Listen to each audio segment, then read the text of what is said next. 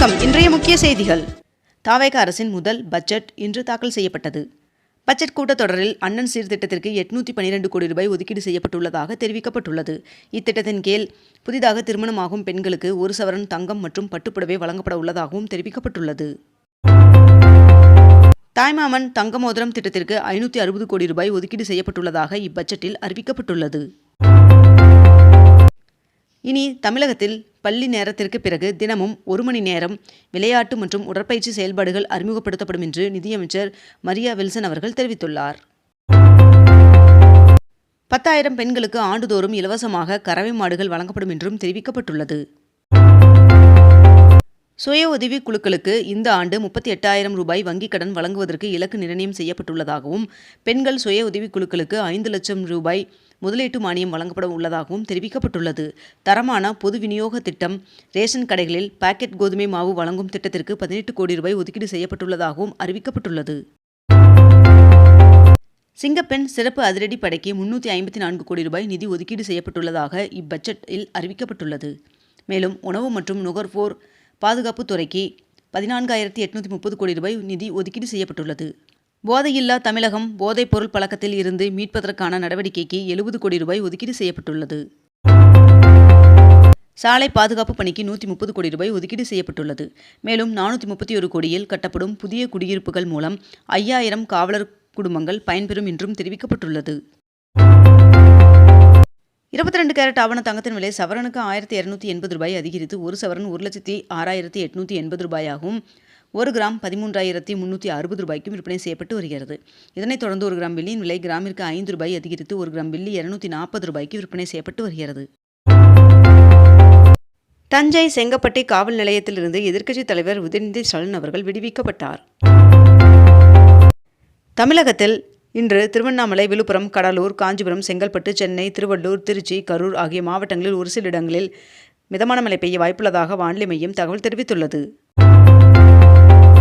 அரசியல் மேடைகளில் பேசுவதற்கெல்லாம் கைது நடவடிக்கை எடுப்பது மிக தவறானது என்று நாம் தமிழர் கட்சியின் தலைமை ஒருங்கிணைப்பாளர் சீமான் அவர்கள் கண்டனம் தெரிவித்துள்ளார். நீர்வளத்துறை முதன்மை செயலாளராக இருந்து பணியிட மாற்றம் செய்யப்பட்ட சத்யபிரதா சாகு அவர்கள் பொருளாதாரம் மற்றும் புள்ளியியல் துறை முதன்மை செயலாளராக நியமிக்கப்பட்டுள்ளார். இந்தியாவில் கடந்த 2025ஆம் ஆண்டில் அதிக அளவில் உடல் உறுப்பு தானம் நடைபெற்ற மாநிலமாக தமிழ்நாடு முதலிடத்தை பிடித்துள்ளது. ஆடி கிருத்தியை ஒட்டி பக்தர்கள் வசதிக்காக இன்று முதல் 7ஆம் தேதி வரை சென்னை சென்ட்ரல் மற்றும் அரக்கோணம் வரை இயக்கப்படும் 3 பயணிகள் ரயில் திருத்தணி வரையில் நீட்டிக்கப்பட்டுள்ளது. KRS அணையின் நீர்மட்டம் 103 அடியை நெருங்கியுள்ளது. கேரள மாநிலத்தின் வயநாடு மற்றும் கர்நாடகாவின் குடகு மாவட்டங்களில் தொடர்ந்து பெய்து வரும் கனமழையால் அணைகளுக்கு நீர்வரத்து அதிகரித்துள்ளது. பிறப்பு இறப்பு பதிவுகள் திருத்த மசோதா மக்களவை, மாநிலங்களவை என 2 அவைகளிலும் நிறைவேற்றப்பட்டது. முதலமைச்சர் விஜய் அவர்கள் 112 கோடியில் முடிவுற்ற 4 திட்டங்களை திறந்து வைத்தும் 710 கோடி ரூபாயில் 4 புதிய திட்டங்களுக்கு அடிக்கல் நாட்டியும் தொடங்கி வைத்தார். கடந்த ஜூலை மாதத்தில் கார் விற்பனையில் மாருதி சுசுகி கம்பெனி முதலிடம் பிடித்துள்ளது. கர்நாடகாவில் TK சிவகுமார் அவர்களின் தலைமையிலான அரசின் 2ஆம் கட்ட அமைச்சரவை விரிவாக்கத்தில் 19 பேர் புதிய அமைச்சர்களாக பதவியேற்றுக் கொண்டனர். கடந்த 3 ஆண்டுகளில் தமிழகத்தில் தோல் அல்லாத காலணி உற்பத்தி நிறுவனங்கள் 16,000 கோடி ரூபாய் முதலீடு செய்துள்ளன என்று தகவல் வெளியாகியுள்ளது. தமிழகத்தில் உள்ள அரசு மற்றும் அரசு உதவி பெறும் கல்வியியல் கல்லூரிகளில் 2040 B.Ed இடங்களுக்கான ஆன்லைன் கலந்தாய்வு நேற்று தொடங்கியது. ஒகேனக்கல் காவிரியில் நீர்வரத்து 16,000 கனஅடியாக அதிகரித்துள்ளதால் பரிசல் இயக்க தடை விதிக்கப்பட்டுள்ளது. கர்நாடகா அணையிலிருந்து திறக்கப்பட்ட காவிரி நீர் தமிழ்நாடு வந்தடைந்தது. கேரளாவில் தொடர்ந்து கனமழை அதிகரித்துள்ள நிலையில் 12 மாவட்டங்களுக்கு ஆரஞ்சு எச்சரிக்கை விடுக்கப்பட்டுள்ளது. மேகதாது விவகாரம் தொடர்பாக உச்சநீதிமன்றத்தில் தமிழ்நாடு அரசு புதிய மனு ஒன்றை தாக்கல் செய்துள்ளது. கிளாஸ்கோவில் நடந்த 2026ஆம் ஆண்டிற்கான காமன்வெல்த் போட்டியில் 39 பதக்கங்கள் வென்ற வீரர்களுக்கு பிரதமர் நரேந்திர மோடி அவர்கள் பாராட்டு தெரிவித்துள்ளார். நாடு முழுவதும் சுமார் 3,96,000 போதைப்பொருள் வழக்குகள் நிலுவையில் உள்ளதால் அவற்றை விரைந்து விசாரிக்க சிறப்பு நீதிமன்றங்களை அமைக்குமாறு மாநிலங்களுக்கு ஒன்றிய உள்துறை அமைச்சகம் உத்தரவிட்டுள்ளது. திருச்சி ஸ்ரீரங்கம் வண்ணத்துப்பூச்சி பூங்காவில் ஜூலை மாதத்தில் 57 இனங்களை சேர்ந்த சுமார் 1200 வண்ணத்துப்பூச்சிகள் பதிவாகியுள்ளன என்று தகவல் தெரிவிக்கப்பட்டுள்ளது. கடந்த 3 ஆண்டுகளாக செவ்வாயில் பறந்த நாசா ஹெலிகாப்டரின் பணி நிறைவு பெற்றது. தமிழகத்தில் பைக் டாக்சிகளுக்கு அனுமதி இல்லை என்றும் விதிகளை மீறி இயக்கப்பட்டால் அபராதம் விதிக்கப்படும் என்றும் தெரிவிக்கப்பட்டுள்ளது. இந்திய ஆண்கள் கிரிக்கெட் அணியின் புதிய ஃபீல்டிங் பயிற்சியாளராக சுபதீப் கோஷ் அவர்கள் நியமிக்கப்பட்டுள்ளார். காரைக்குடி அழகப்பா பல்கலைக்கழகத்தின் 37வது பட்டமளிப்பு விழா வருகின்ற 6ஆம் தேதி ஆளுநர் தலைமையில் நடைபெறும் என்று அறிவிக்கப்பட்டிருந்த நிலையில் திடீரென மறு தேதி குறிப்பிடாமல் ஒத்திவைக்கப்பட்டுள்ளது. அகில இந்திய MBBS PDS ஆன்லைன் கலந்தாய்வு இன்று தொடங்குகிறது.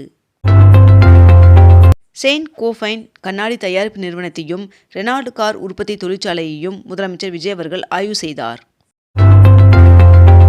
முதலமைச்சர் விஜய் அவர்கள் ரெனால்ட் டஸ்டர் காரை ஓட்டி பார்த்து ஆய்வு செய்தார். தமிழகத்தில் முதியோர் மற்றும் மாற்றுத்திறனாளிகள் ரேஷன் பொருட்களை சிரமமின்றி பெறும் வகையில் ஆகஸ்ட் 4, 5 மற்றும் 6 ஆகிய 3 நாட்களில் தகுதியான பயனாளிகளின் வீடுகளுக்கே நேரடியாக ரேஷன் பொருட்கள் வழங்க ரேஷன் கடை பணியாளர்களுக்கு உத்தரவு பிறப்பிக்கப்பட்டுள்ளது. பீகார் மாநிலம் பங்கிப்பூர் தொகுதி இடைத்தேர்தலில் பிரசாந்த் கிஷோர் அவர்கள் வெற்றி பெற்றார். சென்னை எழும்பூர் ரயில் நிலையத்தில் மீண்டும் மறுசீரமைப்பு பணியின் காரணமாக ரயில் சேவைகள் மாற்றம் செய்யப்பட்டுள்ளதாக தெற்கு ரயில்வே அறிவித்துள்ளது. 12ஆம் வகுப்பு துணைத் தேர்வு விடைத்தாள் நகலை பெற ஆகஸ்ட் 4 மற்றும் 5 ஆகிய தேதிகளில் விண்ணப்பிக்கலாம் என்று தெரிவிக்கப்பட்டுள்ளது. திருப்பதி ஏழுமலையான் சுவாமி கோவிலில் கடந்த மாதத்தில் 140 கோடி ரூபாய் உண்டியல் காணிக்கை கிடைக்கப்பெற்றுள்ளதாக தகவல் வெளியாகியுள்ளது. முப்படைகளின் எதிர்கால போர்முறை பயிற்சியின் 4வது பதிப்பு டெல்லியில் உள்ள மனேஷா மையத்தில் இன்று தொடங்குகிறது. ஈரோடு கரூர் இடையே பணிகள் நடைபெற்று வருவதால் ஆகஸ்ட் மற்றும் செப்டம்பர் மாதங்களில் சில ரயில்களின் சேவைகள் மாற்றம் செய்யப்பட்டுள்ளதாக தெரிவிக்கப்பட்டுள்ளது.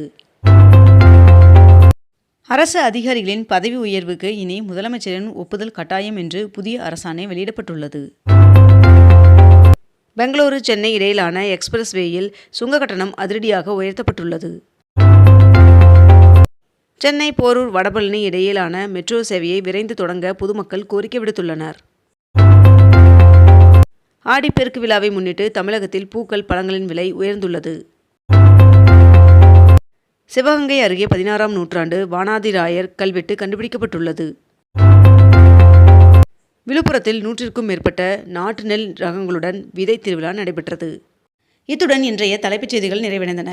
மேலும் இதுபோன்ற அண்மை தகவல்களை உடனுக்குடன் தெரிந்து கொள்ள அக்னிபூ சேனலை சப்ஸ்கிரைப் செய்து கொண்டு தொடர்ந்து இணைந்திருங்கள். நன்றி, வணக்கம்.